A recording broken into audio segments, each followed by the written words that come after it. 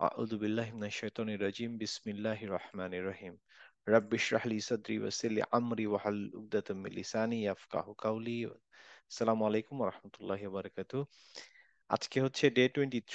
আমরা যে রুলস গুলো শিখবো সেটা হচ্ছে মিম সাকিন রুলস। তো আমরা অলরেডি নুন সাকিন রুলসটা শিখেছি। নুন সাকিন রুলস যা, মিম সাকিন রুলস অলমোস্ট সেম এবং সোজা ইন কম্পেয়ার টু দ্যাট।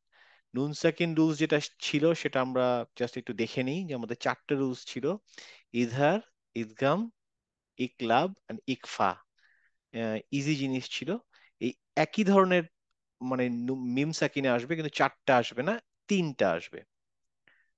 একটু দেখি তাহলে আমরা। তার আগে এটার একটা এক্সাম্পল আমি দিয়েছিলাম যে প্র্যাকটিস করার জন্য সবাইকে। তো আমি জানি না সবাই প্র্যাকটিস করেছেন নাকি, কয়েকজন করেছেন আমাকে পাঠিয়েছেন। আমি ওগুলাকে একটু দাগিয়েছি।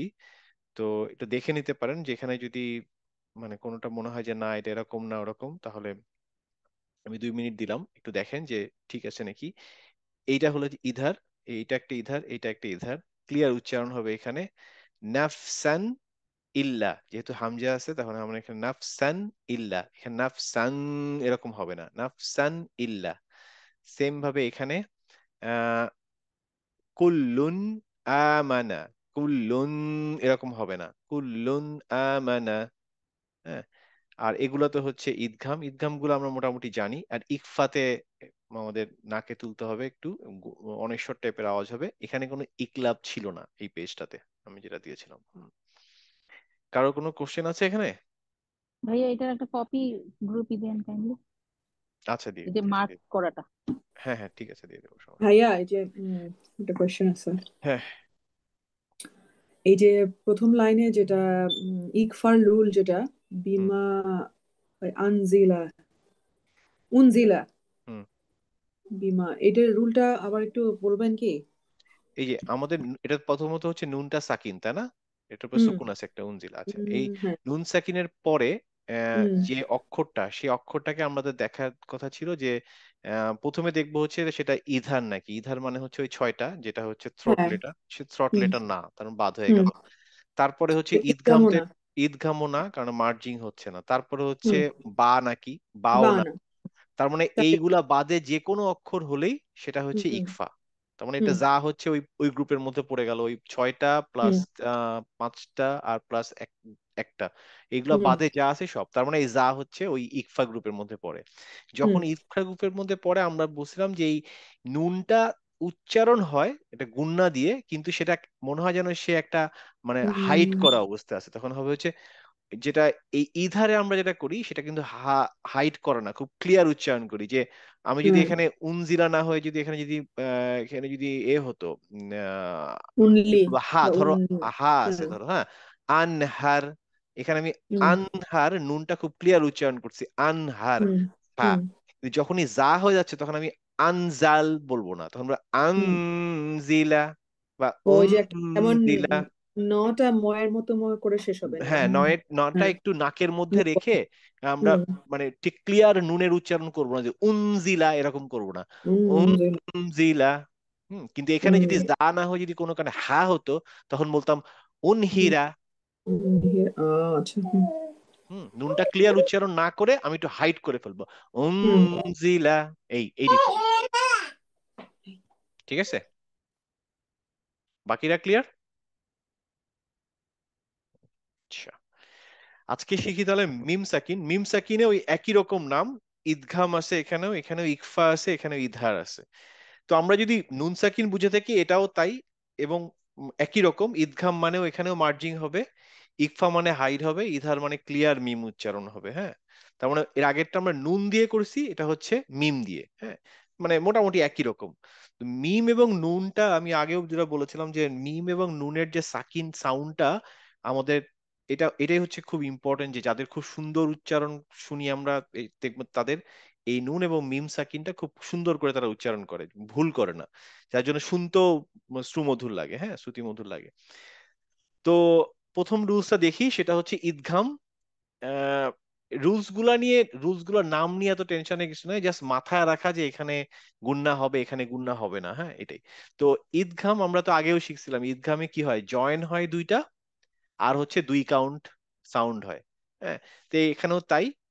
এখানে হচ্ছে মিমের সাথে মিমের গুণনা হবে। হ্যাঁ, আমরা যেমন ইদগাম রুলস নুনের বেলায় আমরা প্রায় 5টা অক্ষর করে বলছি, এখানে আমরা এই মিমের সাথে শুধু মিমকে অ্যাড করছি। তাহলে এখানে দেখেন, এই যে আলাইহিম বি বি কাসিন।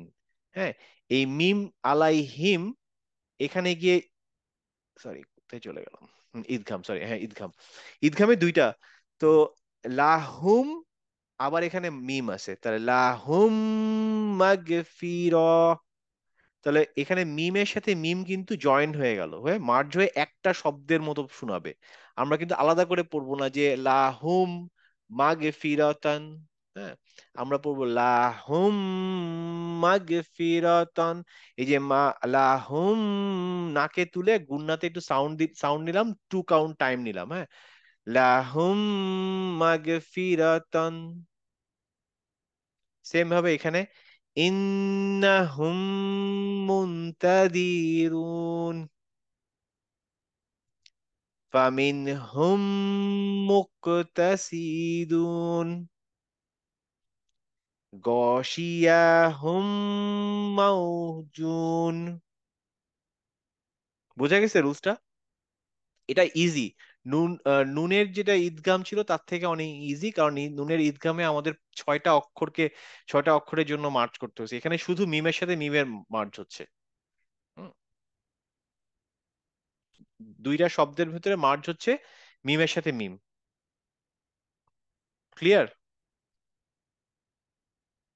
আনমিউট করে কথা বলেন দুই একজন, তাহলে বুঝবো যে আমি আমার ক্লিয়ার, কথা শুনতে কিন্তু পাচ্ছি। এটা তো মনে হচ্ছে শিখে ফেলছি আগে, নতুন হ্যাঁ, কিছু আগেই মনে শিখে হচ্ছে ফেলছি না। এটা। হ্যাঁ, নতুন কিছু না, ইন এ সেন্স যে আমরা এমনি এটা মিম থেকে মিমে পড়ি, বাট কেন পড়ি, কারণ হচ্ছে এটা আসলে আমরা দুটাকে যুক্ত করব বাই রুলস, আমরা নিজের ইচ্ছা মতন করতেছি না আসলে, এটা হচ্ছে এই রুলের আন্ডারে পড়ে, মিম সাকিন রুলের, ঈদগাম রুলের আন্ডারে পড়ে, এই জন্য আমরা দুটা মার্চ করি। হ্যাঁ, যাতে এখন আমরা আমি কখনো। একটা সরল মনে জটিল প্রশ্ন করি। হুম, এমনিতেই ডিফারেন্ট ল্যাঙ্গুয়েজ, তারপর শিখতেছি, মোটামুটি আমরা সবাই অ্যাডাল্ট এইজে মোটামুটি শুদ্ধ করে পড়ে যেতে পারাটাই তো কষ্ট, এত নিয়ম মানা মাথায় থাকে এই বয়সে? যতটুকু থাকে, যেসব রুলস গুলা একেবারেই খুব মানে ইম্পর্টেন্ট, সেগুলো তো আমি বলছি যে ওটা ভুল করা যাবে না, এটা ভুল করলে হুম কোনো অসুবিধা নাই। কিন্তু ওই যে কিছু কিছু জিনিস আমি কিন্তু রুলস যখন শিখেছিলাম প্রথম দিকে, তখন বলছি যে এই রুলস গুলা কোনোভাবে মিস করা যাবে না। তার মধ্যে একটা ছিল হচ্ছে মাদের রুল গুলা, আমরা তারপরেও হুম এখন হুম। বেশ ভুল করি। যেমন এখানে যদি আমি বলি যে ইন্নাহুম মুনতাদিরুন, এই রু এর পরে একটা ছোট্ট টান হবে, ওয়াও, এইটা ভুল করা যাবে না। এইটা ভুল করলে মিনিংগত ভাবে পরিবর্তন হয়ে যাবে। হ্যাঁ, তো কিছু কিছু রুলস আচ্ছা। থাকবে যেগুলা ইম্পর্টেন্ট, কোনোভাবেই মিস করা যাবে না। আবার কিছু রুল থাকবে হচ্ছে যে মানে আমরা যখন দিনে দিনে পড়া শুরু করব, তখন আমরা ওগুলাকে আস্তে আস্তে, ওগুলাকে বলে হচ্ছে মানে আরো বেশি করা, ক্লিয়ার অলংকার করা। করা বা হ্যাঁ, আরো সুন্দর করে আমরা যেমন পড়া, যেটা ইংলিশে পড়ি, মানে আমরা আমরা এখন বাংলা ইংলিশ যেমন, রিডিং পড়া আর আবৃত্তি করার মধ্যে তফাৎ আছে, তুমি আর কি সুন্দর আবৃত্তি মানে সুন্দর আরবিক এখন আমরা যদি রিসাইটেশন বলতেছো। ইংলিশটাই ধরি, আমরা ইংলিশ কিন্তু বলতে পারি, একে মানে আমাদের ইংলিশ ভুল হয় তা না, মোটামুটি অপরপক্ষ বুঝে যায়। কিন্তু হুম আমরা হুম। যখন সত্যি সত্যি ভালো করে পারি, তখন কিছু কিছু শব্দ কিন্তু আমরা চেষ্টা করি একটু ভালো করে পড়তে, তাই না? যে ঠিক আছে, আমি হ্যাঁ, হয়তো কারণ উচ্চারণটা উচ্চারণটা একটু ঠিক একদম করতে কারেক্ট এখন। ইংলিশে হ্যাঁ, বলতে যত অনেক সবগুলা সময় পারি না, আমাদের। কিন্তু যদি সত্যি সত্যি আমরা ইংলিশের কোর্স করতাম ফনেটিক্স এর, তখন সে কিন্তু আমাদের সবগুলা রুল শিখাতো, 50টা রুল থাকলে 50টাই শিখাতো। কিন্তু আমরা ডেফিনেটলি। হয়তো 50টা একবারে হয়তো ইমপ্লিমেন্ট করতে পারতাম না, আমরা হয়তো প্রথম দিকে হয়তো মানে বললাম যে ঠিক আছে আমরা শুধু সা এটা শিখি, তারপর কোনোটা হচ্ছে থা এটা শিখি, তো আস্তে আস্তে আস্তে আস্তে ইমপ্লিমেন্ট করবো। কিন্তু যখন কোর্স করছি তখন আমরা সবগুলা রুলস শিখে নিব, তখন আস্তে আস্তে আস্তে আস্তে ইমপ্লিমেন্ট করবো। কিন্তু যারা ধরো ছোটবেলার থেকে শিখছে, তাদের কিন্তু এত রুলস মনে রাখতে না, অটোমেটিক শিখে যায়। আমাদের বাচ্চারা ক্লিয়ার ইংলিশ উচ্চারণ করছে, ওরা কিন্তু এইভাবে শেখে নাই যে একটা একটা করে, ওরা এই প্রতি। জায়গাটাই আমি বলতে চাচ্ছি, কারণ ছোটবেলায় আমরাও আরবি শিখছি কিন্তু অন্য নিয়মে শিখছি, এই হ্যাঁ, এই বেলায় এসে আবার আরবি শিখতেছি আরেক নিয়মে। এই দুইটা ওভারল্যাপ করতেছে, কিন্তু অন্য হ্যাঁ, কিন্তু একটা ল্যাঙ্গুয়েজ যদি আমরা এখন এখন শিখতে যখন যাই। কেউ বাংলাদেশে শেখে নতুন, তারা কিন্তু এগুলো সবই শেখে।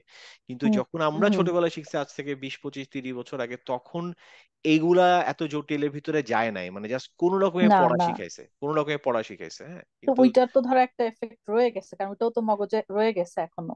হ্যাঁ, হ্যাঁ, সেটার জন্য তো 20 সময় 30 দিতে হবে না, আস্তে আমি আস্তে। মনে হয় আমি আরো আগে শিখছি, হুম, মানে শিখছিলাম। হুম। ঠিক আছে, নেক্সট রুলে যাই। নেক্সট রুল হচ্ছে ইকফা। ইকফাটা কি ছিল? ইকফা ছিল হচ্ছে যে আমার আহ, উচ্চারণটা হবে কিন্তু সরি, ইকফাতে ছিল মনে হয় যে মানে মিমের পরে যদি বা থাকে সেখানে ক্ষেত্রে এই মিমের উচ্চারণটা ক্লিয়ার উচ্চারণ হবে আর কি। হ্যাঁ, মানে this rule is applied when the meme শকুন ইজ ফলোড বাই এ বা।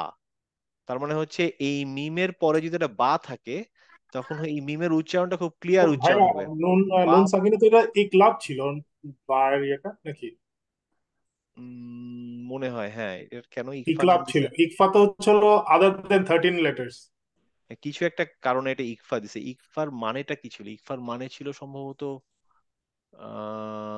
হাইট না কি যেন একটা ছিল। ইকফার মানে কি ছিল ইকফার ভুলে গেছি। মানে তো ভাইয়া হাইট, হাইট, মুখের হ্যাঁ। উচ্চারণটা রাইট, হ্যাঁ। হাইট হয়ে যে অনস্বরের মতো উচ্চারণ হবে, ক্লিয়ার নুন হবে না, সেটা ছিল ইকফা। হ্যাঁ, এইটার নামটা কেন যে দিছে আমি, আমার একটু দেখতে হবে। এটা এটা আমি দেখে আপনাদের বলবো পরে। কোনো একটা কারণে এটার নাম এটা দিছে, বাট কন্টেন্টটা হচ্ছে এইটা যে যখন পরে বা থাকবে তখন মিমের উচ্চারণটা একটা গুন্না হবে, কিন্তু সেটা খুব ক্লিয়ার মিম উচ্চারণ হবে। হুম। যেমন এটা এটা এটাও আমরা জানি যে আদি আম, আ ই দু কুম বিওয়া, এখানে কিন্তু আমি গুণনাটা দিতে হবে। যে গুণনাটা দিব এই কারণে যেহেতু পরে বা আছে। যদি এখানে বা না হয়ে অন্য কিছু হতো তাহলে আমি এই যে ইধার টাইপের একটা উচ্চারণ হতো পরের যেটা আছে, এই যে ইধার নর্মাল ক্লিয়ার উচ্চারণ হতো। হ্যাঁ, কিন্তু এইখানে আমার যেহেতু ইমিডিয়েট পরে বা আছে তো আমার উচ্চারণটা খুব ক্লিয়ার উচ্চারণ হবে, বাট একটা গুণনা হবে। হুম। আর এর পরের যেটা আছে সেটা হচ্ছে ইধার। এখানে আমাদের কোনো গুণনা হবে না, বাট এখানেও কিন্তু ক্লিয়ার উচ্চারণ হবে। নর্মালি ক্লিয়ারলি উচ্চারণ করব মিমের উচ্চারণ, কিন্তু আমরা কোনো গুণনা করব না। হ্যাঁ, হ্যাঁ। যদি যদি তার পরের লেটারটা মিম বা বা ছাড়া অন্য কিছু হয়, মানে এখানে যেমন লাহুম, তারপরে বাও নাই মিমও নাই, এছাড়া যে কোনো এতেই মিমের উচ্চারণটা ক্লিয়ার করব কিন্তু কোনো গুণনা হবে না। যেমন এখানে লাহুম গরুফুন, হ্যাঁ সরি গুরফুন। তো এখন লাহুম, আমি কিন্তু লাহুম বলতেছি না।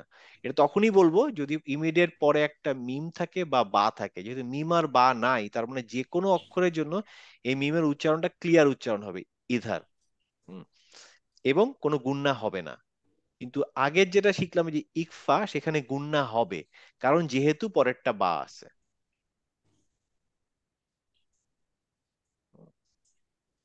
তো এখানে মনে রাখার সবচেয়ে সোজা উপায় হচ্ছে যে গুণনা সবসময় হবে মিম এবং বায়ের জন্য। হ্যাঁ, আর মিম এবং বা বাদে যে কোনো কিছুর জন্য গুণনা হবে না, ক্লিয়ার উচ্চারণ হবে মিমের। এইটুকু মনে রাখলে মোটামুটি চলবে। কিন্তু মিমের সাথে মিমেরও গুণ হবে, মিমের সাথে বায়ারও গুণ হবে, গুণনা হবে, অন্যগুলোর হবে। অন্যগুলোতে গুণনা হবে না। এইটা মনে রাখতে পারলেই হবে। শুধু মনে রাখতে হবে যে যখন আর যে কি যে গুণনা হবে না তখন হুম, উচ্চারণটা খুব ক্লিয়ার, মানে ওখানে কোনো খুব রকমের কোনো নাকে টাকে তোলা যাবে না। হ্যাঁ, হ্যাঁ। লাহুম গরুফুন, শেষ বা গরুফুন, এটা মানে ইজি। হ্যাঁ, ওয়া আদখিল হুম জান্নাতিন। আদখিলুম এরকম করা যাবে না, যেহেতু জিম আছে অতএব আমি কোন রকমের গুণনা করবোই না, ক্লিয়ার উচ্চারণ করব। যদি এইটাই মনে রাখতে হবে ইধারের ক্ষেত্রে। বাকিগুলোতে আমরা গুণনা করব এবং যেহেতু মিম আসতেছে এবং মিমের সাথে মিম অথবা মিমের সাথে বা, দুই ক্ষেত্রে আমরা গুণনাটা করব। এটাই হচ্ছে পার্থক্য। আর এখানে কিছু প্র্যাকটিস আছে, এগুলো একটু প্র্যাকটিস করলে আরো হয়ে যাবে ইনশাল্লাহ। এটা জটিল কিছু না, সোজা। মানে মিমেরটা খুব সোজা। এর পরের ক্লাসটা আমাদের একটু কঠিন, বাট সেটাও মানে ওই যে বললাম এগুলো সবই হচ্ছে মানে বেটার থেকে বেস্টের দিকে যাচ্ছে আস্তে আস্তে। এই রুলস গুলা জেনে রাখা ভালো, যে যতটা প্র্যাকটিস করতে পারলো। এমন না যেটা ছাড়া আমরা পড়তে পারবো না, তা না। এই রুলস গুলা জানলে আমরা পড়া শুনলেই বুঝবো যে এর পড়াটা খুব ভালো হচ্ছে। এই, আর কিছু না। বাট মেজর কোনো ভুল হবে না ইনশাল্লাহ এটাতে। হুম। আর কোনো কোশ্চেন আছে এখানে?